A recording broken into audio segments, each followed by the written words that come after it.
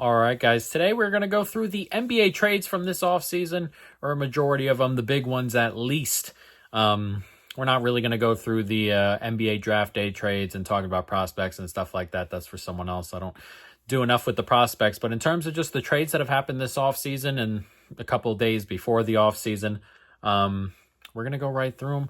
We're going to talk about what it means for each team. Nothing super, super crazy, as a lot of this fit stuff we can talk about, but we won't know until they're on the court.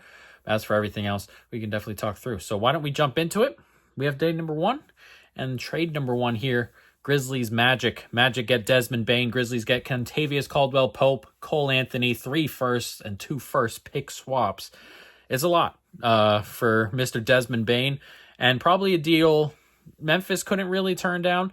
We're talking 5 first-round picks, 3 first-round picks and 2 first-round pick jumps, if that ends up being the case, which it may not. Cole Anthony, which is a player they're probably going to let go or move somewhere else, and Kentavious Caldwell-Pope, who fits in pretty well with what the Grizzlies wanted to do. As for the Magic going for Bane, they targeted a player. The East has opened up, and they went after him, and not much more you can really think about there when it comes to what the Magic are looking for. He's a good fit. They need 3-point shooting. That's what he's going to get. He can also run the second team at point if he really needs to, which I think he will here and there. But in terms of just skill set, he can definitely do it. It's a really good fit for the Magic, a really good player in Desmond Bane. And again, if you're the Grizzlies, you kind of had to do it. 3 firsts, KCP, who's a decent fit in your team. And a lot of the metrics last year for the Grizzlies were kind of held down by Bane. He had a bad year. Not a bad year, but not a great year really for them. So maybe a change of scenery will help that a little bit. But again, if you're the Grizzlies, can't turn it down. And if you're the Magic, you need a guy who can shoot. You need a guy who can, handle the second team. You got him there. And a good player in a conference you think you can go for. So don't hate the trade for either. I think in the end, we'll see about the pick swaps. They're probably both going to be in the 20s.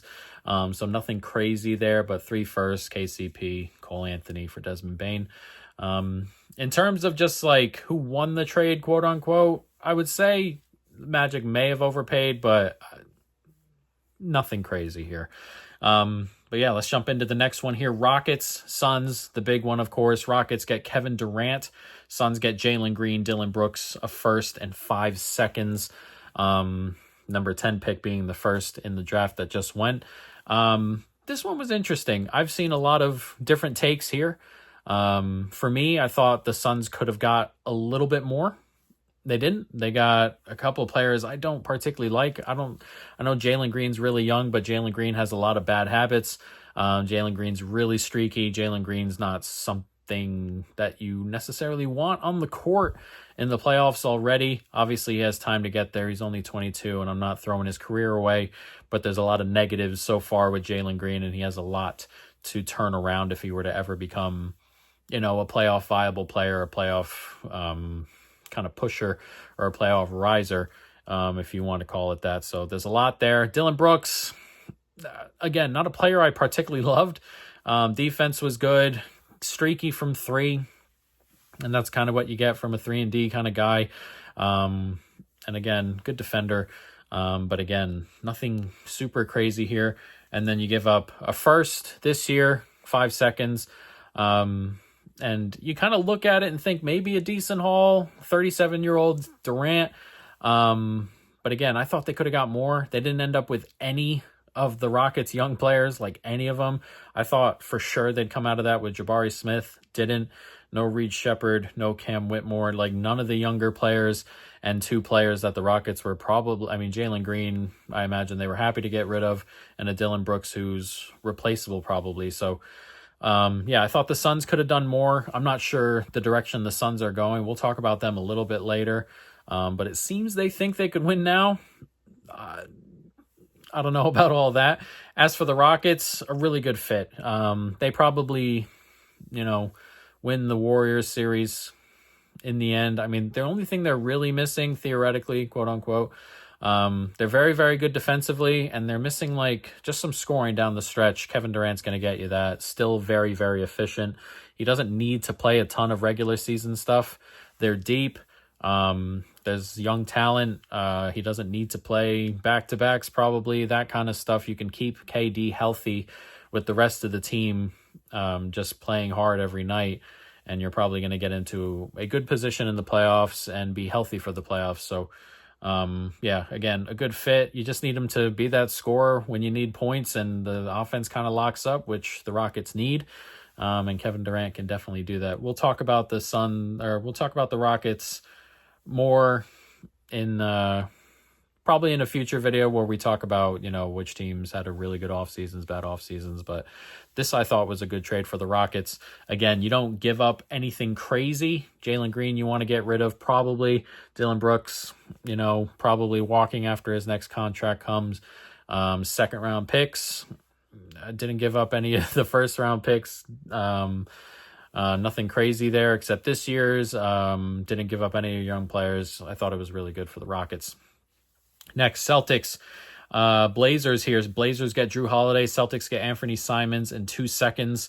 This felt like a win-win for both sides here. Anthony Simons is like a cult kind of guy. You find him on Twitter and stuff like that. Simons hasn't been that good. Obviously, you're getting him right before his contract expires here, and you're getting a free look at him if they don't go ahead and move him again. So we'll see. But if you're the Celtics and he doesn't work out, smaller cap hit, expiry, and you got 2 seconds for it. I can't fault the Celtics for that. As for the Blazers, they get a veteran in on the team. I think the Blazers thought about this trade as we're ready to take that next step from being like a doldrum bottom 3 team in the West to perhaps a play-in, perhaps a shot at that couple of spots there, perhaps low playoffs, whatever it may be for them. They think they can go ahead and sneak into that top 10, and getting a veteran, someone who's useful on defense, someone who's going to bring it every night, someone who's a vet, was good. So I thought it was a win-win trade. I liked it. Both teams did pretty well here. Next, this is a quick one. Hornets gets Colin Sexton, a second-round pick, and the Jazz get Yusuf Nurkic. This just feels like asset moving. In terms of the player on the court, Sexton's capable, and the Hornets get a second-round pick for it as well. As for Nurkic, he probably never going to be, that guy. Can't play center really on a playoff team, but for a team that's not in the playoffs, for a team that's just looking for assets, contracts, that sort of thing, is fine in Utah. Again, as for Sexton, I like Sexton. I think he's a pretty good player. And for the Hornets, they're pretty stacked at that position now, so we'll see what that looks like going forward. The Hornets may be getting ready to make that Blazer-type push pretty soon as well, so having a little bit of depth and someone who can play when LaMelo's inevitably injured for 30 games is definitely a positive there. And this is an interesting trade. This is the most interesting trade, I think, of the offseason. Pelican, in terms of just interesting, I guess. Pelicans get Jordan Poole, Sadiq Bey in a second. Wizards get CJ McCollum, Kelly Olynyk in a second. They swap seconds there. I thought the Wizards got the best player of the group here in CJ McCollum. I like CJ. He's an expiry, I believe. And then, you swap in Kelly Olynyk, Sadiq Bey, nothing crazy there. Jordan Poole is a really interesting player. Super streaky, obviously. And he has that whole history there, and he's kind of just been, you kind of get lost in Washington a little bit. Not a player I think is a playoff player really going forward, unless he's like on a way smaller contract and he's off the bench or anything like that. But just a interesting trade. I thought it was pretty good for the Wizards. Get an expiry or two. Next year they're gonna have $1 trillion in cap space. If you're the Pelicans, maybe you see something in Jordan Poole. Sadiq Bey is an interesting piece, but a super interesting trade there. One that, I don't know. I don't know how to describe it. It's a really interesting one. what exactly were you looking for in this trade for either team? I can see it from the Wizards side again, but if the Pelicans, really interesting take. Next we have Suns. They get Mark Williams. Hornets get Mitchich and 2 firsts. Yeah, this is where we talk about the Suns a little bit again. They are kind of moving like they think they're going to compete soon.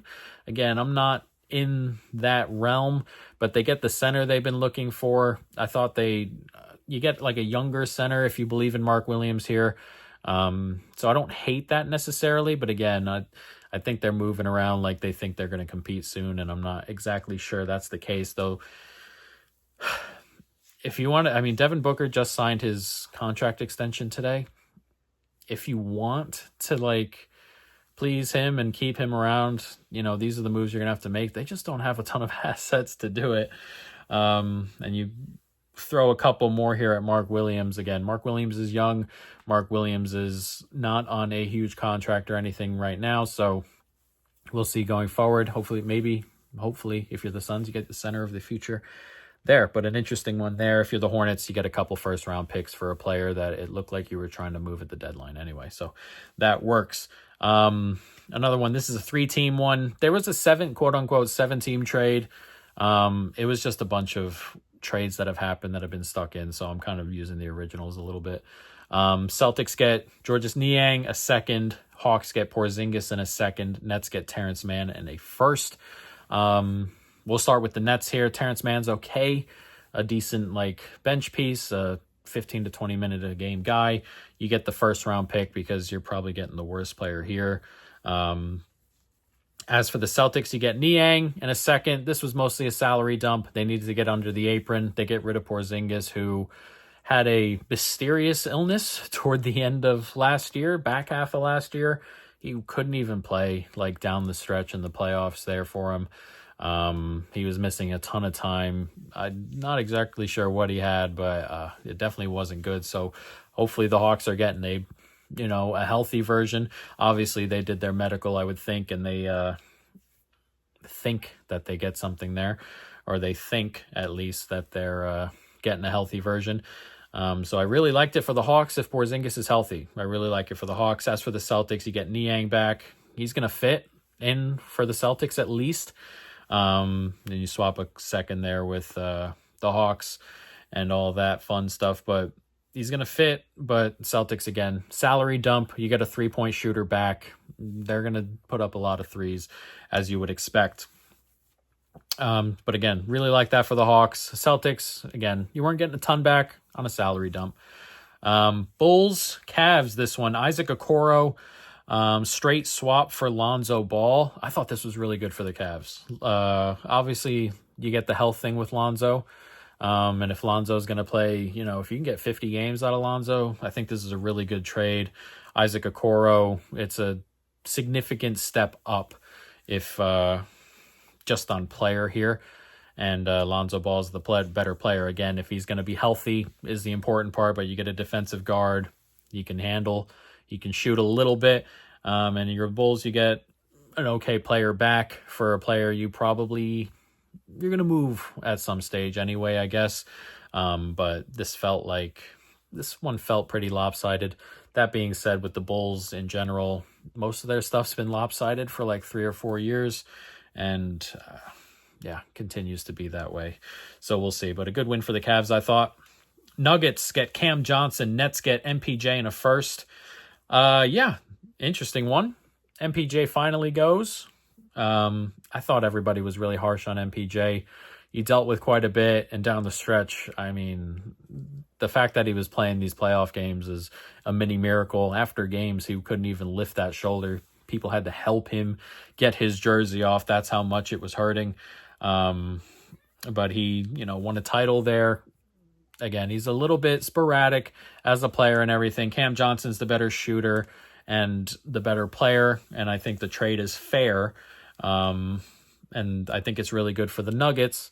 But harsh on MPJ, but MPJ capable. You get a first. You get a pretty decent player who can win you games if he's hot. But again, Nuggets, it puts their roster in a really good spot. I don't think this trade is lopsided, but in terms of how much it means to each team, I think it really means quite a bit to the Nuggets. Hawks, Timberwolves. Hawks get Nickeil Alexander-Walker. Wolves get a second-round pick and some cash on a sign-and-trade. I like Nickeil Alexander-Walker. I think he's a good player. Wolves were going to lose him, so to get a second-round pick and some cash out of that probably works. Again, you get a pretty good defensive guard. Again, nothing crazy here with Nickeil Alexander-Walker, but depth for a team that looks like it's going to make a push all of a sudden.